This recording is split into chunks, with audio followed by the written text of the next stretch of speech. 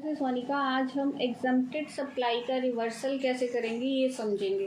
First of all आप ये समझिए एग्जम्प्टेड सप्लाई क्या होती है।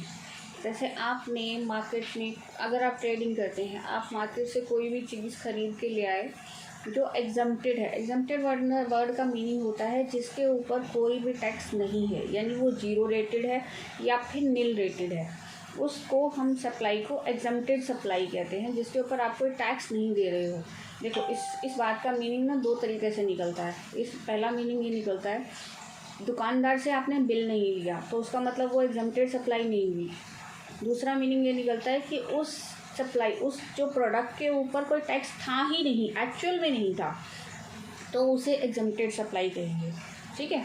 अब इसका मीनिंग ये नहीं कि भाई दुकानदार ने आपको बिल नहीं दिया है तो वो एग्जम्प्टेड सप्लाई होगी, नहीं। जैसे दुकानदार से हम काफ़ी बार बिल मांगते ही नहीं हैं या वो हमें देते ही नहीं हैं, तो वो एग्जम्प्टेड सप्लाई नहीं है, राइट। एग्जम्प्टेड सप्लाई वो प्रोडक्ट्स में आती है, वो प्रोडक्ट्स होते हैं, एग्जम्प्टेड गुड्स जो होते हैं जिनके ऊपर गवर्नमेंट ने टैक्स या तो नील कर रखा है या ज़ीरो कर रखा है, तो उसे हम एग्जम्प्टेड कहेंगे, राइट। अब आपने कोई भी चीज़ खरीदी जो एग्जम्प्टेड गुड्स में थी, ठीक है, आपने उसे सेल किया, आगे आपने भी उसको एग्जम्प्टेड में सेल कर दिया, ठीक है। अब क्या हुआ, अब उसको जब आप पोर्टल पे चढ़ा देंगे, R1 अपनी फाइल कर देंगे, अब उसका जो ITC है वो आपको रिवर्स करना है। अभी जो नोटिस आए थे 17, 18, 18, 19, 19, 20 तीनों सालों के नोटिस में एग्जम्प्टेड जो गुड्स थे उनकी जो ITC था उसको रिवर्स करने का भी प्रोविज़न था। मतलब नोटिस के अंदर जो पॉइंट्स थे उसके अंदर ये पॉइंट भी था। अब आपको कैसे, किस रेशो में इसको रिवर्स करना है, आपको क्या करना है, अपनी टोटल टर्नओवर में चेक करना है कि कितनी गुड्स एग्जम्प्टेड है। मान लीजिए आपकी टोटल टर्नओवर 100% है, 100 रुपीज़ है, उसके अंदर आपकी एग्जम्प्टेड सप्लाई पॉइंट समथिंग या 0.5 मान लेते हैं, ठीक है। तो आपका जो टोटल इनपुट होगा उसमें आप 0.5% का 0.5 जो है वो आप इनपुट जो है उसे रिवर्स कर देंगे। मतलब आपको अपनी टर्नओवर की रेशो के कंपैरिजन में आपको एग्जम्प्टेड टैक्स का जो है एग्जम्प्टेड ITC रिवर्स करना है। अब एग्जम्प्टेड ITC आप 3B से भी रिवर्स कर सकते हो, चालान पे करके भी रिवर्स कर सकते हो, राइट। दोनों ऑप्शन होती हैं। 3B से रिवर्स करोगे तो बेटर रहेगा, और आप उसे वैसे करोगे चालान से तो वो भी ठीक रहेगा। दोनों तरीके से कर सकते हो, DR से 03 से कर दीजिए, वो भी ठीक है। एग्जम्प्टेड गुड्स का ITC आप नहीं ले सकते। अगर आपने ले लिया, जैसे हमारे एक क्लाइंट का केस आया था तो उसमें उसने एग्जम्प्टेड गुड्स का ITC ले रखा था। मतलब उसने टोटल ITC, जैसे वो ख़रीदने के टाइम पे तो उसने परचेज़ के टाइम पे ITC ले लिया और आगे जब लिया तो एग्जम्प्टेड में दिखा दिया। तो उसने क्या किया, ITC जो लिया ना पीछे, जो परचेज़ वाला लिया, उसको भी रिवर्स करना पड़ेगा। आप समझे मेरी बात को। ये नोटिस का बहुत ही इम्पोर्टेंट पॉइंट था और मैंने भी अपने क्लाइंट को समझाया काफ़ी, और हमने उसके ITC को, जो एग्जम्प्टेड वाला ITC था, उसको रिवर्स कराया, क्योंकि अलाउ नहीं होता है दोस्तों। अब एक और पॉइंट आया था, वो भी मैं आपको डिस्कस करूँगी।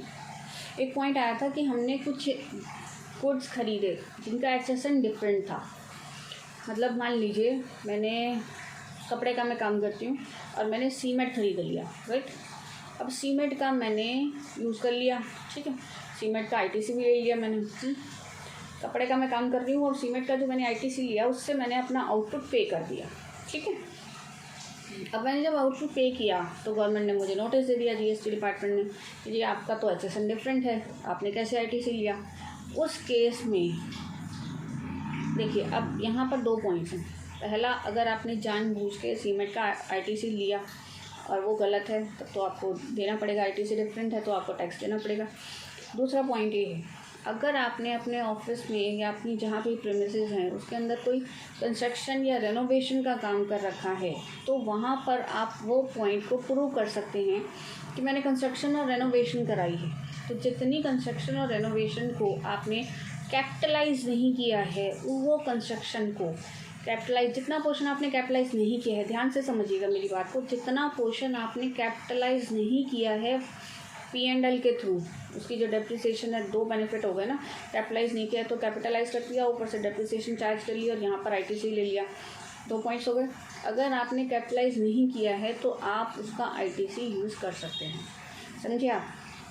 ये दो इम्पॉर्टेंट पॉइंट्स। मैंने, मेरे क्लाइंट की डिमांड निकली थी, आप माने 20 लाख की, और आप एज्यूम करेंगे मैंने उसमें अंदर 1 रुपया नहीं दिया, 1 रुपया नहीं दिया सीरियस, और उसका ऑर्डर मैंने कराया। ध्यान रखें आपका नोटिस में क्या क्या पॉइंट्स हैं, आप उन पॉइंट्स को पहले अच्छे से समझें। अभी भी नोटिस आएंगे क्योंकि अभी 3 साल की असेसमेंट हुई है, 17, 18, 18, 19, 19, 20 की, 20, 21 के बाद 20, 21, 22, 23, 24, 4 साल पेंडिंग। चारों सालों में नोटिस आएंगे, असेसमेंट होगी, ऑब्वियसली बात है नोटिस आएंगे। आपके पास जो भी नोटिस आता है आप उसके पॉइंट को अच्छे से समझें। गवर्नमेंट कहना क्या चाहती है आपको उसके समझने के बाद ही उसका रिप्लाई बनाना है, ऐसे बिना समझे उसका रिप्लाई नहीं बनाना है। जहाँ पर आप पढ़ेंगे नहीं, जहाँ पर आप समझेंगे नहीं, वहाँ पर रिप्लाई बनाएंगे तो आपको दिक्कत होगी। राइट, अभी आपको समझ आया कि मैं क्या कहना चाह रही हूँ। ये जो 2 इम्पॉर्टेंट पॉइंट्स थे जो मैंने आज आपसे डिस्कस किए, ये नोटिस में काफ़ी ज़्यादा कवर्ड थे, और मैंने खुद इनफैक्ट मेरे भी क्लाइंट्स के नोटिस जो आए थे उनके अंदर भी कवर्ड थे। तो आई होप आपको ये दोनों पॉइंट समझ आ गए होंगे। मैं और भी नेक्स्ट पॉइंट्स के साथ आपसे मिलती रहूँगी। आई एम सॉरी मैं काफ़ी टाइम से वीडियो नहीं बनाई कर पाई, कुछ मेरी तबीयत काफ़ी टाइम से ख़राब चल रही थी, तो इसीलिए मैं नहीं बना पाई। एंड अब जल्दी ही मैं अपनी रेगुलर रूटीन पर आके रिप्लाई बनाऊँगी। क्या, थैंक यू, मिलते हैं नेक्स्ट वीडियो में।